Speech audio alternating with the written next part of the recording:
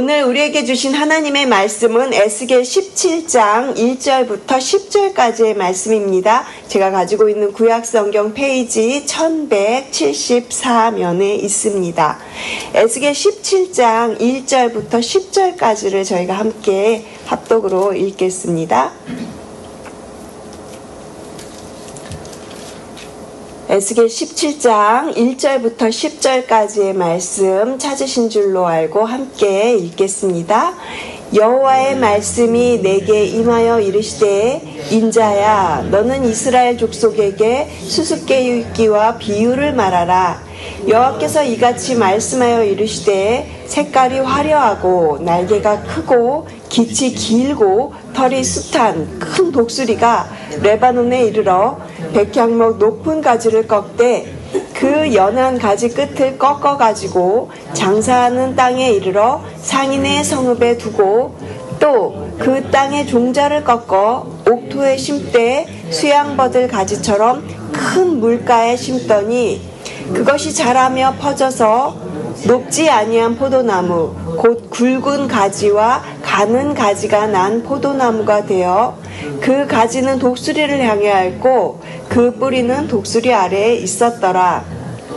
또 날개가 크고 털이 많은 큰 독수리 하나가 있었는데 그 포도나무가 이 독수리에게 물을 받으려고 그 심어진 두둑에서 그를 향하여 뿌리가 뻗고 가지가 퍼졌도다. 그 포도나무를 큰 물가 옥토에 심은 것은 가지를 내고 열매를 맺어서 아름다운 포도나무를 이루게 하려 하였음이라. 너는 이르기를 주 여호와의 말씀에 그 나무가 능히 번성하겠느냐? 이 독수리가 어찌 그 뿌리를 빼고 열매를 따며 그 나무가 시들게 하지 아니하겠으며 그 연한 잎사귀가 마르게 하지 아니하겠느냐? 많은 백성이나 강한 팔이 아니라도 그 뿌리를 뽑으리라. 볼지어다 그것이 심어졌으나 번성하겠느냐? 동풍에 부딪힐 때에 아주 마르지 아니하겠느냐? 그 자라던 두둑에서 마르리라 하셨다라. 아멘. 오늘 에스겔 17장 말씀으로 어디에 뿌리를 내리고 계십니까? 이런 제목으로 오늘 말씀으로 은혜를 나누겠습니다. 여러분 나무를 심어 보신 적이 있으신가요? 한국에는 4월 5일이 식목일로 정해져 있습니다. 예전에는 공휴일이었고 이 식목일 행사가 참 다양하게 많았던 것 같아요. 어렸을 때 이 식목일 주간이 되면 학교에서 나무도 심고 또 흙도 고르고 했던 기억이 있습니다. 친구들과 함께 이렇게 작은 나무를 심었던 기억이 있는데요. 나무를 심고 나서 처음에는 이렇게 밖으로 나와 있는 이파리, 이렇게 줄기 이런 것들을 보면서 참 잘 자라겠네 이런 생각을 했죠.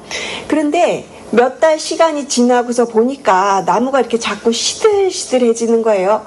이렇게 자세히 보니까 뿌리가 굉장히 얕게 내려져 있어서 비가 오면 물이 이렇게 고이기는 하는데 바람이 좀만 불어도 이것이 흔들리고 그리고 뿌리가 얕으니까 곧 시들어버리는 그런 나무를 보았습니다. 나무는 뿌리로 삽니다. 뿌리가 깊이 내려가야 또 바람에도 가뭄에도 폭우에도 그렇게 견딜 수 있는 것이죠. 우리 신앙도 마찬가지입니다.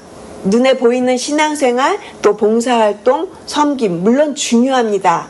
하지만 그보다 더 중요한 것은 우리의 그 믿음의 뿌리가 어디에 내려져 있는가 이것이 더 중요한 것이죠. 오늘 저희가 읽은 본문 에스겔 17장은요. 두 독수리와 그리고 포도나무 비유를 이야기를 하고 있습니다. 저희가 10절까지 읽었는데 이것은 이제 비유에 대한 말씀을 하신 것이고요. 그리고 이제 내일 민경영 목사님께서 설명해 주실 부분은 이 비유를 해석하는 부분을 말씀해 주실 것입니다. 그래서 저희가 오늘은 이 비유에 대한 것만 조금 간단하게 살펴보려고 합니다. 하나님께서 남유다 왕, 그 여호야긴 왕, 그리고 시드기야 시대에 이제 이 남유다의 마지막으로 전하고자 하시는 이 메시지를 지금 비유로 말씀을 하고 계세요. 하나님께서 에스겔에게 수수께끼와 비유를 말해라 이렇게 얘기를 하시는데 그 내용이 이제 3절부터 저희가 3절 보시면요. 여호와께서 이같이 말씀하여 이르시되 색깔이 화려하고 날개가 크고 깃이 길고 털이 숱한 큰 독수리가 그랬습니다. 여기 이제 독수리가 등장을 하는데 보니까는 색깔이 화려한 그 시대의 문화적으로 아주 화려한 문화 속에서 여러 나라를 정복하고 또 모든 면에서 아주 화려한 그런 문화를 꽃피웠던 이 바벨론을 지금 상징을 합니다.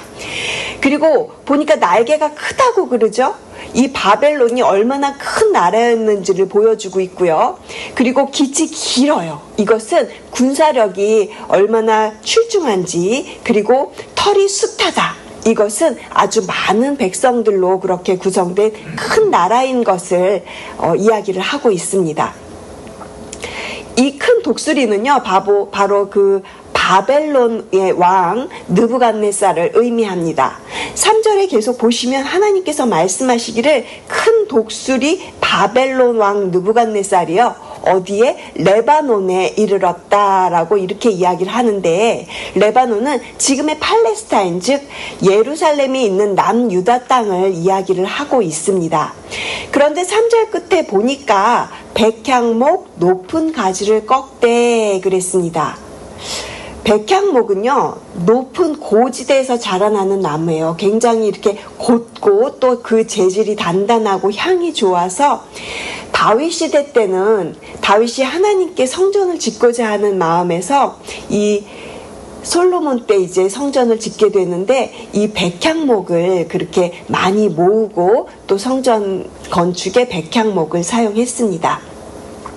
지금 여기서는 이 백향목 나무를 다윗 왕가를 의미하고 있어요. 화려하고 고든 나무, 그러니까 주변의 모든 나라들을 그렇게 정복하고 그리고 조공을 받아서 살았던 그 화려한 시대, 그 다윗의 시대 때를 비유해서 백향목 높은 가지라고 다윗 왕가를 비유하고 있습니다. 그러나 솔로몬 말기가 되었을 때 결국 우상 숭배로 치우치게 되고 또 하나님께서 그렇게 경고를 하셨는데도 불구하고 하나님의 말씀을 듣지 않았죠. 그래서 화려했던 그 다윗 왕가가 결국은 무너지는 모습을 저희가 열왕기서에서도 살펴보았습니다. 그래서 하나님께서는 이 백향목의 높은 가지를 꺾어서 이제 바벨론의 포로가 되게 하시는 거죠. 4절 보시면요, 그 연한 가지를 끝을 꺾어가지고 장사하는 땅에 이르러 상인의 성읍에 두고라는 말이 있습니다.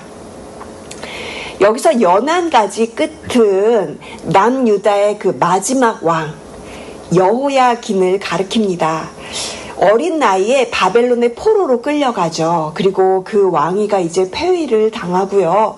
여기서 장사하는 땅은 그 당시에 대내외적으로 굉장히 활발하게 무역을 했던 바벨론 땅을 의미를 합니다. 그리고 5절 보시면 또 그 땅에 종자를 꺾어 옥토에 심되 그리고 큰 물가에 심었다고 그렇게 말씀을 하십니다. 이 말은 바벨론 느부갓네살 왕이요, 이제 여호야긴을 포로로 그 바벨론의 포로로 끌고 간 다음에 이제 이스라엘의 꼭두각시를 왕으로 누구를 세워내왔냐면 여호야긴의 그 숙부였던 시드기야를 그 땅 예루살렘에 이제 왕으로 세워놓습니다. 하나님께서는 남유다가 하나님의 말씀을 불순종하고 우상 숭배의 결과로 결국 심판을 이렇게 받게 되지만, 심판 속에서도 결국 하나님께서는 이스라엘 백성을 긍휼하게 여기셨어요. 그래서 다 멸하지 않으시고요, 큰 물가에 심으셨어요. 왜냐하면 그곳에서 계속 남은 자들을 생존하고 하나님의 그 백성들을 계속 키워나갈 그런 계획이 있으셨어요. 그래서 6절 보시면 그것이 자라고 퍼져서 높지 아니한 포도나무 곧 굵은 가지와 가는 가지가 난 포도나무가 되어 그랬습니다. 그러니까 이 말을 조금 설명을 드리자면 그 레바논의 백향목이 화려했던 그 다윗 왕가의 모습이요, 이제 연약한 포도나무가 되었다.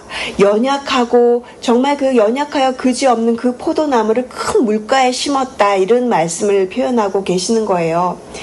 6절 후반절을 보시면 그 가지는 독수리를 향하였고 그 뿌리는 독수리 아래 있었다, 이렇게 표현을 하고 있잖아요. 그러니까 이 말은 바벨론 왕 느부갓네살의 그 통치하에 있었다 라는 뜻입니다. 바벨론 포로가 되어서 살아가는 것이 하나님의 뜻이었다라는 거예요. 포로긴 하지만 그 환경은 마치 큰 물가 옥토와도 같았다라는 것이죠. 이렇게 하나님께서는 유다에게 생존하고 또 회복할 수 있는 기회를 허락하시는 겁니다. 심판 중에도 긍휼을 잊지 않으시는 그 하나님의 모습을 저희가 이 말씀 속에서 살펴볼 수 있는 것이죠. 그런데 여기서 문제가 하나 발생합니다. 7절을 보시면 또 날개가 크고 털이 많은 큰 독수리 하나가 있었는데 라고 말씀하세요. 이것은 조금 아까 저희가 3절에 읽었던 그 첫 번째 독수리와는 또 다른 독수리예요. 바로 애굽을 의미합니다. 7절을 계속해서 보시면 그 포도나무가 이 독수리에게 물을 받으려고 한대요. 이것은 이제 포도나무 뿌리가 첫 번째 독수리 바벨론에 있어야 하는데 결국 이 두 번째 독수리 애굽에게 물을 받으려고 한다는 겁니다. 그러니까 이것은 하나님의 계획이 아니라 인간적인 방법으로, 그리고 인간적인 계획으로 지금 이스라엘이 남유다가 지금 애굽에 의지하고 있는 모습을 비유로 말씀하시는 겁니다. 남유다는 하나님의 뜻대로 바벨론에 뿌리를 내리고 살아야 하는데 그것을 거부하고 지금 애굽을 향해서 뿌리를 뻗고 있다라는 거예요. 이것은 하나님의 계획과는 반대되는 모습인 거죠. 하나님의 계획이 무엇입니까? 하나님의 계획은요, 8절에 아주 잘 나와 있어요. 우리 8절 말씀 우리 다 같이 한 목소리로 8절을 같이 읽겠습니다. 그 포도나무를 큰 물가 옥토에 심은 것은 가지를 내고 열매를 맺어서 아름다운 포도나무를 이루게 하려 하였습니다. 하나님께서 포도나무를 큰 물가 옥토에 심으신 이유가 바로 그것에서 열매를 맺고 아름다운 포도나무를 이루게 하려고 하였습니다. 이렇게 말씀을 하시잖아요. 이것은 하나님께서 그 당시 남유다 땅을 향한 하나님의 계획이었습니다.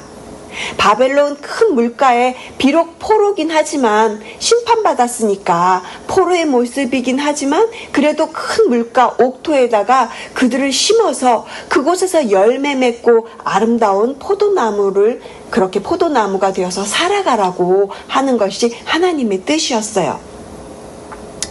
그러나 9절 말씀에 보면 이렇게 하나님께서 물어보세요. 너는 이르기를 주 여호와의 말씀에 그 나무가 능히 번성하겠느냐 하고 묻고 계세요. 이것은 번성하지 못한다라는 뜻이죠. 이 독수리가 어찌 그 뿌리를 빼고 열매를 따며 그 나무가 시들게 하지 않겠느냐 하시고 계세요. 바벨론 왕에 의해서 세워진 시드기야 왕이 결국 이 바벨론을 배반하고 애굽을 의지하려고 했죠. 그러면 바벨론이 가만히 있겠습니까? 그 첫 번째 독수리가 가만히 있질 않죠. 바벨론에서도 뿌리를 빼고 그리고 그 열매 맺는 실과마저도 다 따버리고 나면요, 결국 이 연약한 포도나무는 시들 수밖에 없는 것이죠. 말씀해 보면 많은 백성이나 강한 팔이 아니라도 그 뿌리를 뽑으리라 이렇게 말씀을 하셨잖아요. 강력한 나라의 힘이 아니라도 얼마든지 그 뿌리를 뽑을 수 있다. 그만큼 연약해졌다. 그렇게 연약해질 수밖에 없다라고 비유를 통해서 말씀하시는 겁니다. 하나님께서 바벨론에 심어놓으신 포도나무가 그들의 계획대로 번성할 수 없게 되어진다. 지금 그 말씀을 하고 계시는 거예요. 불순종한 포도나무가 이제 마를 수밖에 없다라는 것을 말씀하시는 겁니다. 바벨론에도 순종할 수 없다면 하나님께도 순종할 수 없다라는 것이에요. 그래서 하나님께서는 결론적으로 10절에 어떻게 말씀을 하시냐면 우리 10절 말씀 한번 다 같이 읽겠습니다. 10절입니다. 볼지어다 그것이 심어졌으나 번성하겠느냐 동풍에 부딪힌 때에 아주 마르지 아니하겠느냐 그 자라던 두둑에서 마르리라 하셨다라. 여기서 동풍은요 바벨론 침공을 의미합니다. 사막의 동풍이 모든 것을 다 말라지게 하는 것처럼 바벨론의 이 침략이요 완전히 그냥 예루살렘을 아주 그냥 씨를 말려버리는 것처럼 그렇게 심판되어질 것이다 라고 그 심판을 말씀하고 계시는 거예요. 하나님의 뜻을 거스리고 인간의 방법을 선택한 이 남유다, 결국 이 시드기야는요 결국 마르고 시드는 그 운명을 맞이하게 됩니다. 사랑하는 성도 여러분, 잘못된 뿌리는 언젠가는 드러납니다. 바람이 불 때, 그리고 비가 올 때, 폭풍이 불 때 그 뿌리가 어디에 있었는지 판가름을 나게 하는 것이죠. 신앙생활도 마찬가지입니다. 처음에는 괜찮다라고 느낄 수 있을 거예요. 내 계획대로, 내 고집대로, 내가 원하는 대로, 그리고 세상의 힘을 좀 빌려서도 그렇게 살아갈 수 있습니다. 하지만 고난이 오고 시련이 오고 시험이 오면 그 뿌리가 하나님이 아니라 세상을 향해 있는 사람은 믿음으로 그 시련을 극복할 수 없다라는 것이죠. 몇 해 전 바람이 좀 많이 불었던 날이 있었어요.